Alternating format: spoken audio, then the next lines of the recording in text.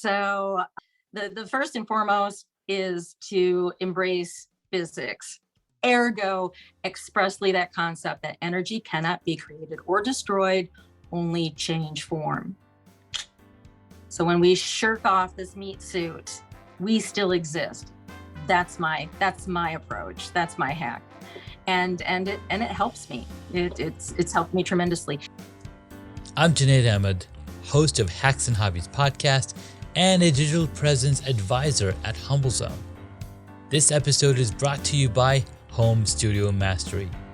I launched a consultation and course program to help podcasters and course creators to create a space in their homes that will reduce the friction of creating content and appearing their best when showing up on camera.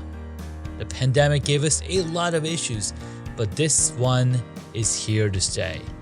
We're now so much closer to our audience thanks to video becoming more popular and affordable. I help guide folks who want to create Hollywood-worthy studios to not only capture great content, but also build more confidence, more authority, and be more comfortable in front of the camera. If I can do it, you can too. And with my help, you can do it faster. So if you'd like to learn more, visit homestudiomastery.com and how you too can create a home studio that brings out your personality, professionalism, and possibilities. Thank you for tuning in to Hacks and Hobbies with your host, Junaid. We're visited by our amazing guests coming from all walks of life who want to learn their story, their struggles, and their journey on how they got to where they are today. So stick around.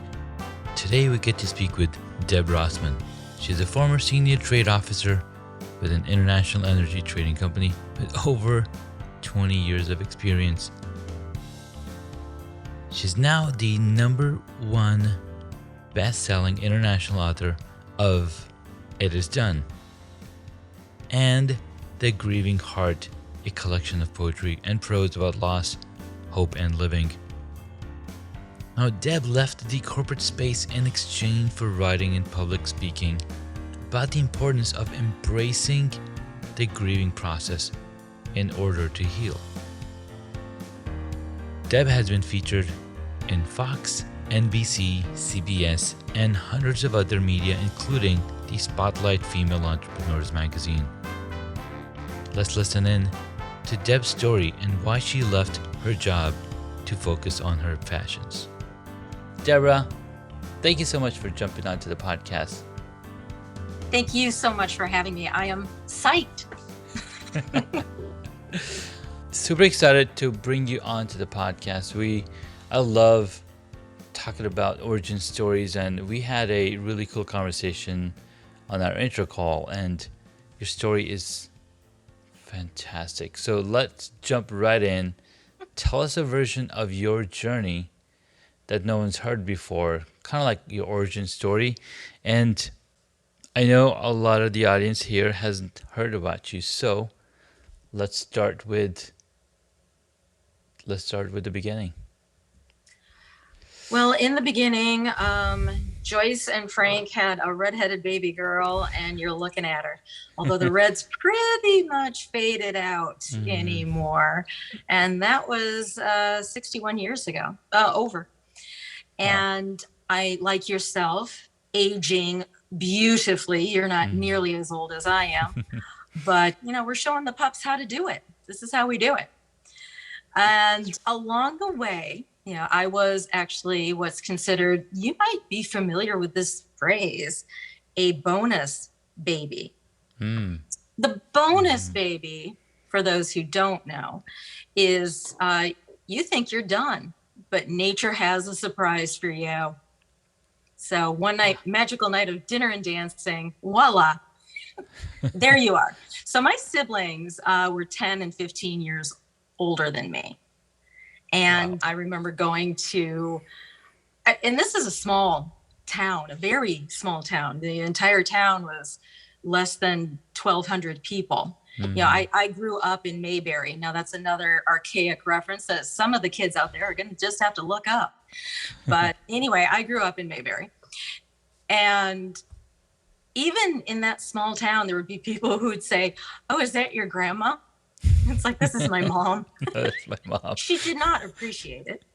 And she was prematurely gray. I'm much like yourself, I'm sure. Prematurely gray. But when it was all said and done, by the time I hit my 40s, I'm kicking it. I'm working at a Fortune 500 energy trading company, living my best life.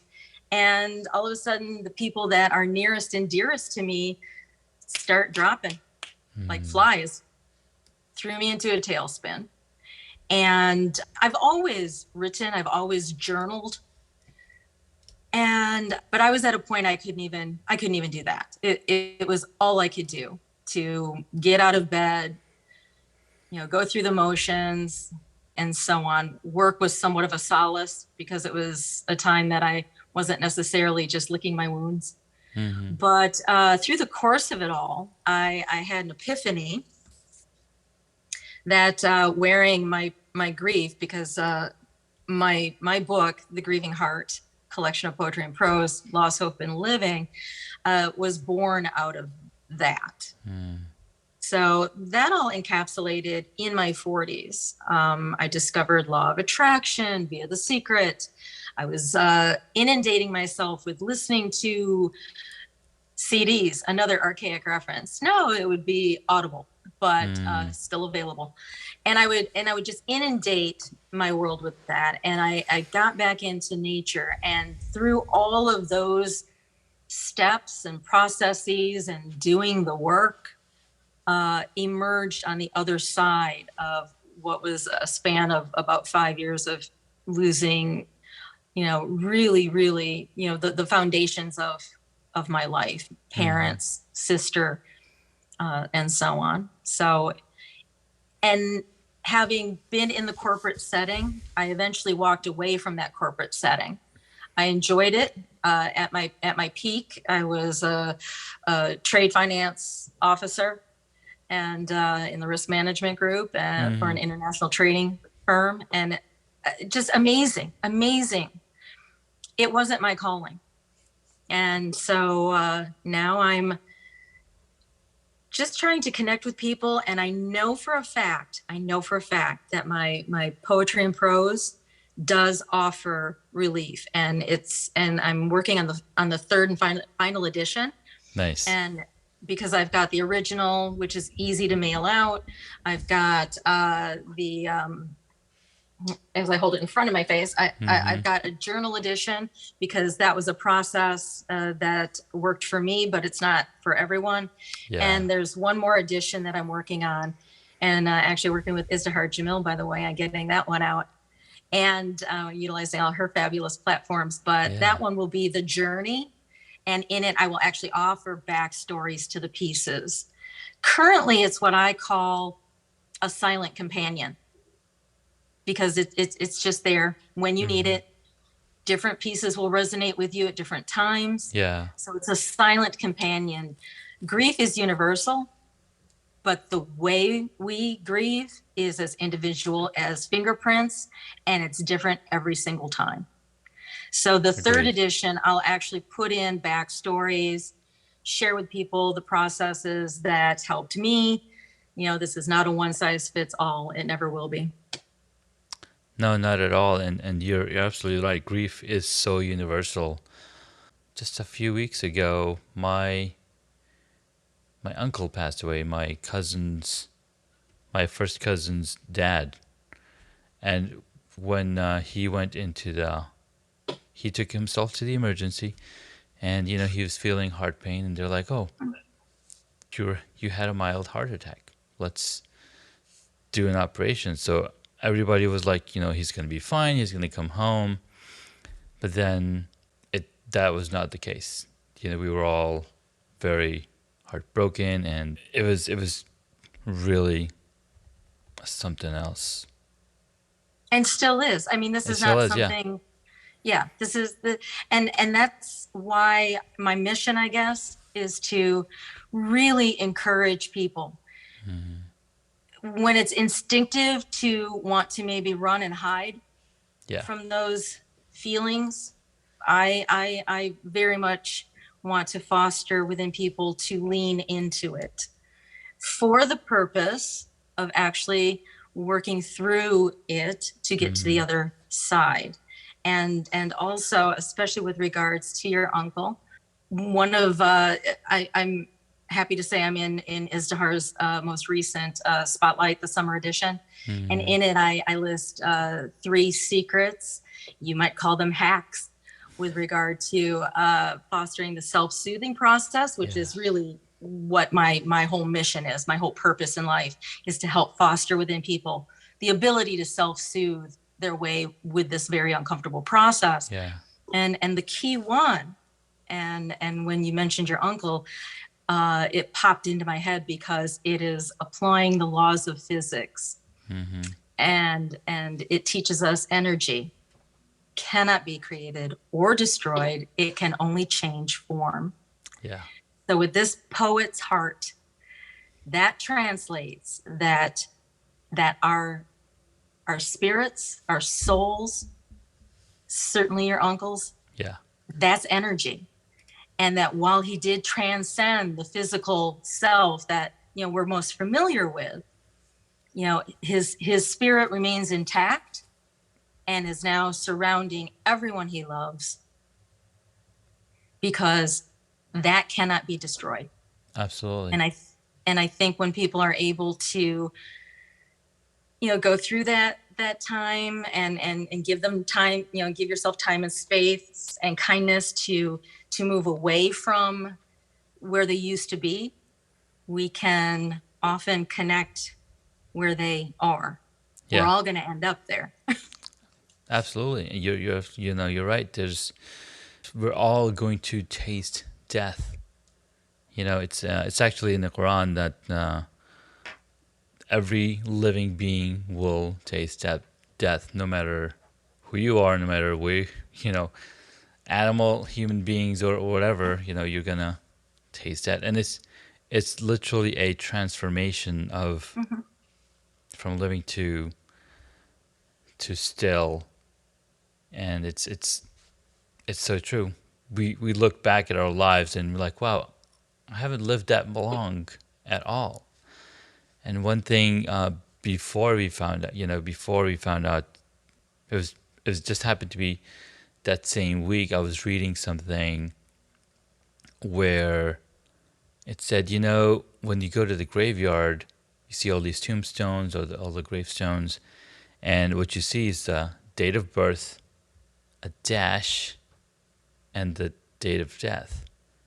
And our life is a little dash between those 2 dates. I'm like, wow. Way to, tell it how fast, how little our lives mean. And yet how vast, because I also, again, this is my belief. Yeah. But I sincerely believe that, that we come from this source, and you can call it whatever you want. Yeah. And we return to it. Again, this energy cannot be destroyed. Yeah. It can only change form. And that, nature recycles everything else. Why not souls? Yeah. And you can call it reincarnation or whatever. And to me, the beauty of it is I don't remember those past lives, but my journey here and now, I do feel it has been built upon whatever came before, and what we're building here and now, that dash, is what we build upon next time around. Yeah. Wow. It's my theory. We've gone on a deep end for sure on this one, because Take a deep dive. We took a deep dive, and sometimes you have to, because it's the truth. We all face that. And it's a reminder, when we have these deaths in our families, and I think Ray Liotta recently, he also passed away, and it's a reminder that what we have here is not for us. This life is not for us to live. It's for us to give into people that are around us, so when we do leave, people remember us for the deeds that we did, and it's really powerful to have the remembrance. Man, Absolutely. Now, if you don't mind my asking, of course. now it may be too soon regarding your uncle, but I love gathering stories of the moment that we get some sort of sign. And I'm not talking ghosts or anything like that. However, it does fall into the unexplained. Yeah. I love hearing stories when maybe a person's grappling with the departure of someone's physical self, and they have a moment, often in a dream. Certainly my father, I was wearing the grief for my father because he was the first significant, like one of the pillars of who I am. And I wore my grief for him like a badge of honor. Yeah. And after a few months in a dream, I was with him.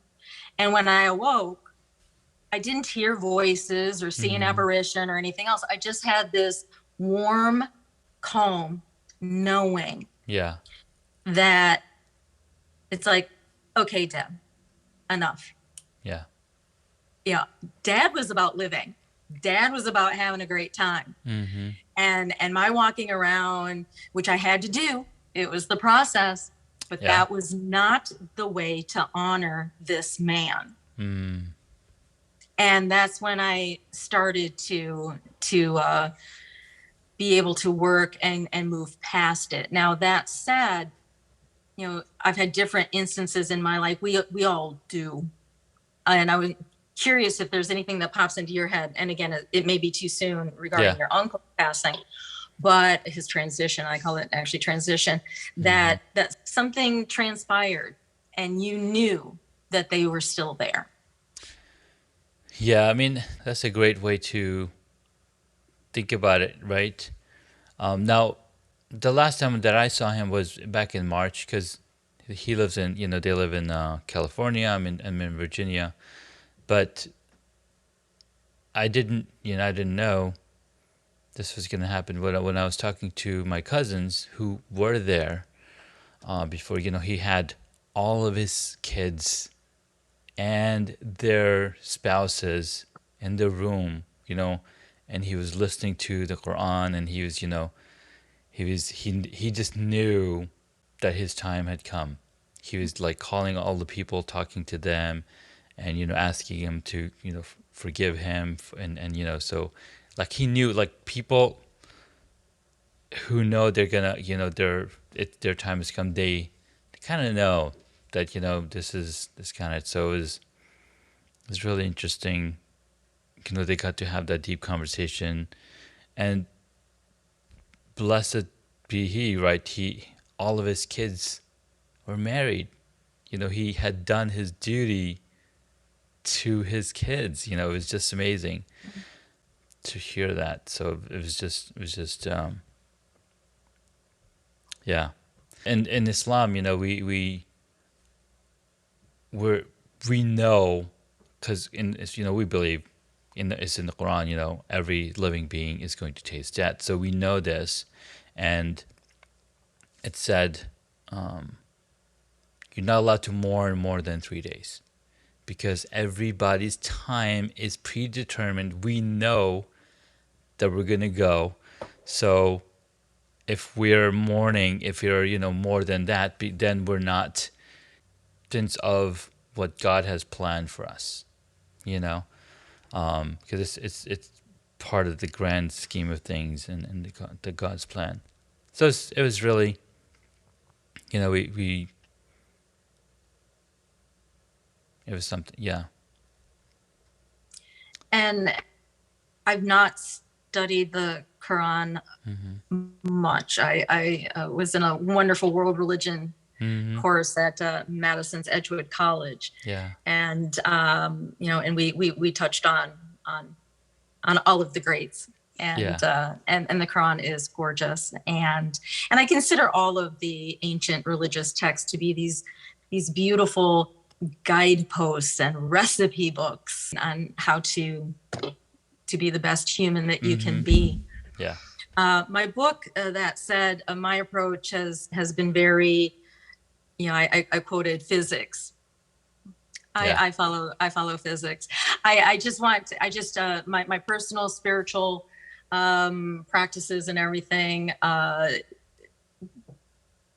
They're personal, and I'm happy to talk about. My Yeah. life is an open book as far as that Yeah. goes. But my book and my approach to everything, when I do speaking engagements, et cetera, is non-denominational, because Yeah. again, it goes back to the universality Oh, of I totally agree, because physics and science is a creation of the creator, right? correct. So Correct. everything Yep.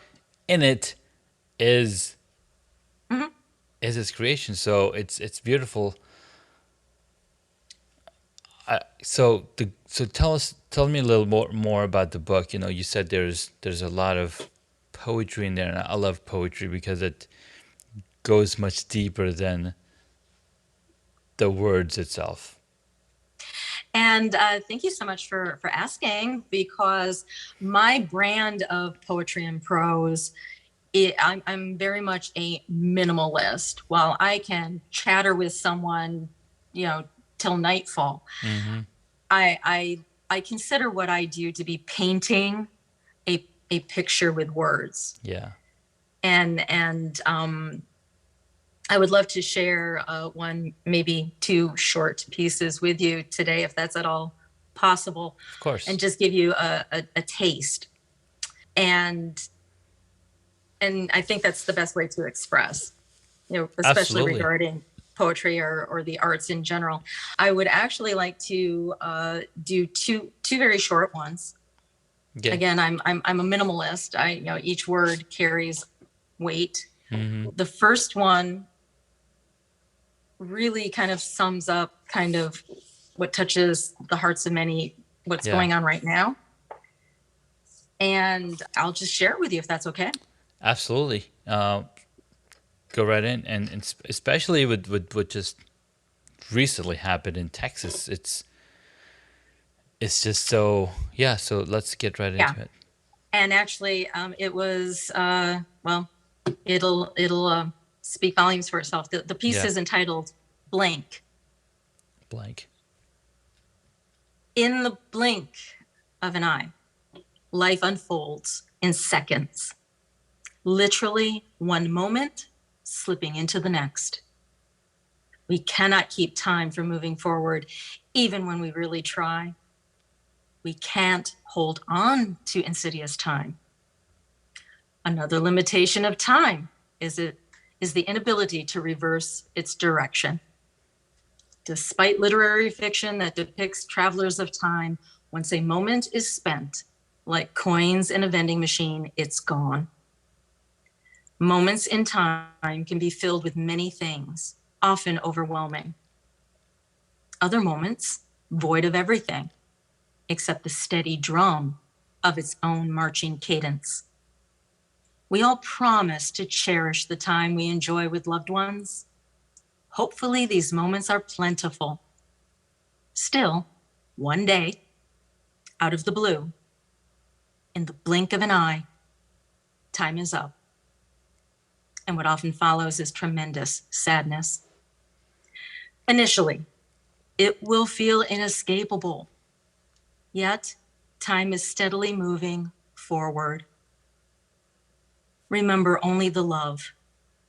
Forget everything else. We only have time to spare on loving, because in that blink, nothing else really matters. Wow. It's so beautiful. Thank you. Economy of words is what I do. Yeah, no, that was really powerful. In fact, we need to take a break to take that in. So, guys, we'll be right back, and with some more of these beautiful poems from Deborah. After these messages, we'll see you soon. I'm Junaid Ahmed, host of Hacks and Hobbies podcast and a digital presence advisor at Humble Zone. This episode is brought to you by Home Studio Mastery. I launched a consultation and course program to help podcasters and course creators to create a space in their homes that will reduce the friction of creating content and appearing their best when showing up on camera. The pandemic gave us a lot of issues, but this one is here to stay. We're now so much closer to our audience thanks to video becoming more popular and affordable.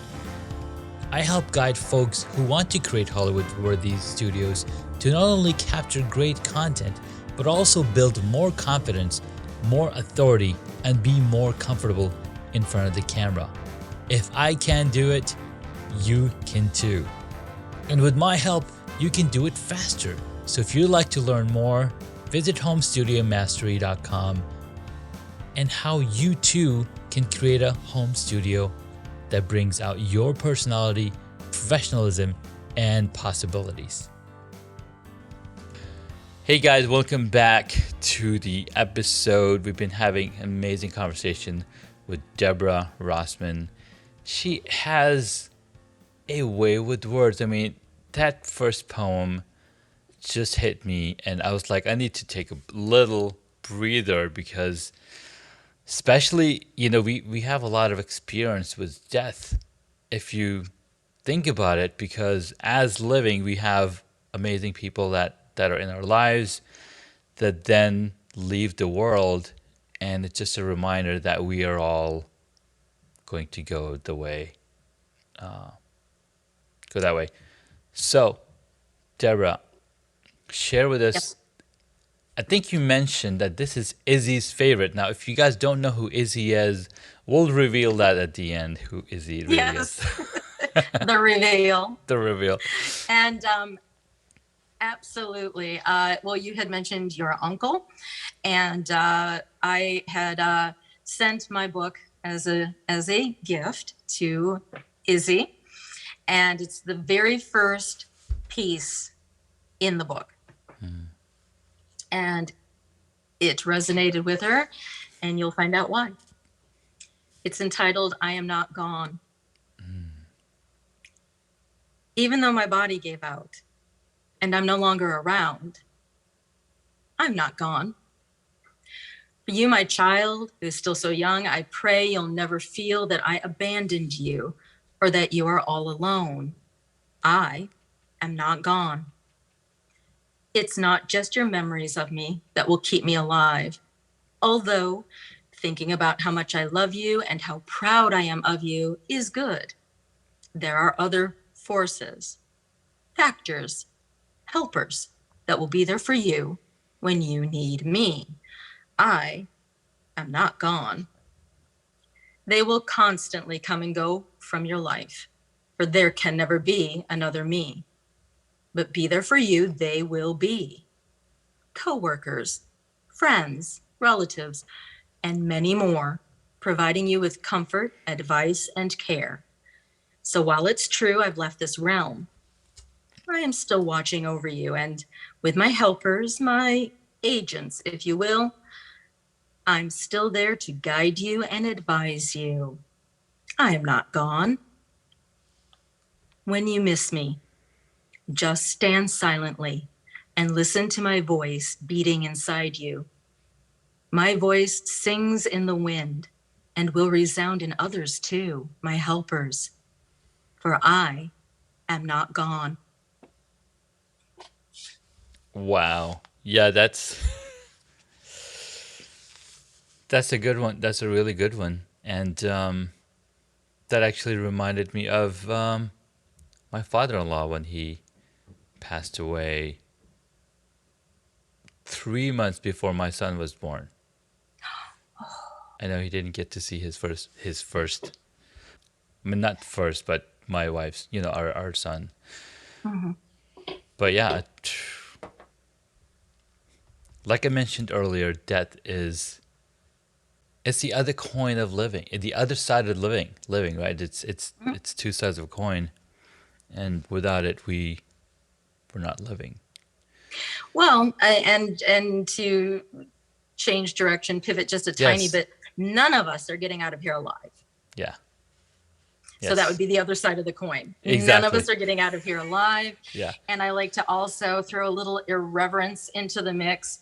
And well, especially now that I'm 61, I can almost see the other side of the coin, and just the have fun with the meat suit. That's the irreverence I want to talk about. The meat suit, and that's where I bring it back to the physics lesson.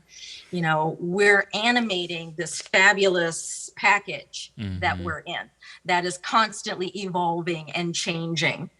And so I hope to foster within people the concept. Yeah. Once you really, really embrace the concept that your father-in-law does see everything. You don't witness him seeing it. Right. You know, and understandably, we are sentient beings. We're very tactile. I love all of my senses, and so it's and enjoy it. I mean, that's we're here for this, and to further our journey, our spiritual growth, et cetera. But sometimes I think we take things a bit too seriously. Yeah. Don't take life so seriously, because you ain't getting out of it alive. The only things are death and taxes. The only things that you can count on. That's right. Well, Deborah, share 3 hacks to take away from your book or from your life, from your experience, that our audience can take away with them. Take these to the bank, people. So the first and foremost is to embrace physics. Ergo, expressly that concept that energy cannot be created or destroyed, only change form. So when we shirk off this meat suit, we still exist. That's my approach. That's my hack. And it helps me. It's helped me tremendously. The other one is particularly if something's very new, very raw. You mentioned Texas and New York before that. And, just all of these things. Life can be very challenging, to say the very least. And when you're caught up in the rawness of a loss, and that's all you can focus on, we feel the pain because we're pinched off. We're pinched off from that person or what have you. And at that point, the best hack of all times, nature. Get out into nature. Get out into nature. Yep. For a lot of people, you can combine that hack with the other one, and that's find that thing. And for a lot of people, it's music. So put on those earphones or those iBuds or pods and get out in nature. Go for a walk. Breathe in fresh air and ions, and listen to something, and that can then really work as a Band-Aid effect to help you get through. And finally, it is actually finding something, and it's not going to be the same thing every time. Yeah. For me, when my mom passed, all I wanted to do was cook her recipes and eat them. And I did. I cooked them and I ate them. And the only problem with that is she cooked for a family of 5 and I lived alone. So now she had a lot of leftovers. I'm re-embracing, shedding some of that. I'm in the process of that and starting to feel good. And I'm also having great fun with reinventing. I mentioned vegan, so now I'm reinventing mom's favorites with a vegan twist to it. Oh, wow. But that was one of the moments when I asked you if you had an experience with something otherworldly, when I was making mom's baked bean recipe, and this was I was actually using bacon. It was just a moment where I was cooking, and the most wonderful thing, I was in another place. I was just dumping and pouring and tasting and in it as though I had made it all the years that she had. And they turned out perfect. Yeah. Took it to a family function and it was like, oh my God, this is it. And that was a moment where I was able to bridge that gap, because again, going back to the physics, it all comes full circle. They're still there. The quantum and they're still entanglement, reachable. Yes. entanglement. Thank you. Mm-hmm. Yes. And still very reachable. Yeah. Mm-hmm. Oh my God, I love that. You know, I think there's a vegan cookbook coming in your future. I don't know. There could be. Right now, that is my pastime. That's my hobby. I'm obsessed with the various vegan chefs and teams and things on YouTube, and I have like over 300 saved in my that's amazing in my YouTube. But that's their recipes. But Joyce's recipes recreated vegan. I can see it. I can see it. You know, because people there's so much strength in the plants that we eat. I mean, oh yes, cows don't eat meat. How'd they No. get so big? Right. A bull, a buffalo, an elephant. Yes. These are tigers, lions, and bears. Oh my, they're all very strong. And, Yeah. Well, okay, the tigers and lions eat meat. But they are much smaller than. But Yeah. but we get what we're saying. Yes, we get what we're saying exactly. Man, I love that. All right, so we've had a really deep and fun conversation. We got to take all the emotions with us. I was tearing up back at that second poem. I don't know if you noticed, but that was so much. That was so good for my soul. Thank you so much. You're so welcome. Let's jump into the the questions that I like to ask my guests. Mm-hmm. These are fun questions, and they are mirrored off of what I like to think about and what keeps me going day after day. So, first question: what is the one hobby that you wish you got into? That I wished that I had gotten into, that I don't, that is not a one. Coin collecting, and I'd like to cash it in. Collect some coin and cash it in. Come on, guys. What's up? The new form of coin collecting these days is NFTs. I don't know if you've heard of those. Non-fungible tokens. No, I'm talking actual coins. I know. Mm-hmm. I love it. In fact, I have these collectible coins, which are designed, like they're called in real life achievement coins. Ooh. So I have this coin that says you passed 2020 without a problem. So it's got like got all these cool things on it. It's really cool. This guy, I don't know if whoever came up with this, but it's really these really cool coins. I can't say much about it. And you can have them in brass or silver or like different type of materials, and they've got a really nice weight to it too. So I love it. I love it. All right, next question. And you'll include the link, I'm sure. Yes, I'll include the link to these coins so people can check it out, what I'm talking about. It's like something I might like. Yeah. Next question. What did you want to be when you were a child? Miss America. All right. Miss America. I would my mother was very tolerant. I would wear the sheet, as we're talking vintage Miss America, the 60s. Yeah. And I would waste her aluminum foil, making a scepter and a crown, and bless my mother, she would sing "Here She Is, Miss America" as I walked down the hallway to my adoring fans. I love that. I love it. What is it too late? Is it too late? I don't think it's ever too late. No way. I don't think so. Have you seen Tony Horton? I mean, no. Is Tony Horton? I've heard of Tony, but no, you're right. He's the guy from P90X, and he's 62, and he's still the strongest he's ever been in his life. So right. You're right. Never too late. Never too late. Next question: what is your favorite movie or TV show? A Princess Bride. A Princess Bride. And I'll tell you why. Tell us, please. My degree from Edgewood is communication arts and sciences, but Mm-hmm. what that translated to was theater. And every actor knows all of the lines from A Princess Bride. My name is Inigo Montoya. You kill my father. Prepare to die. One of my personal. Do not.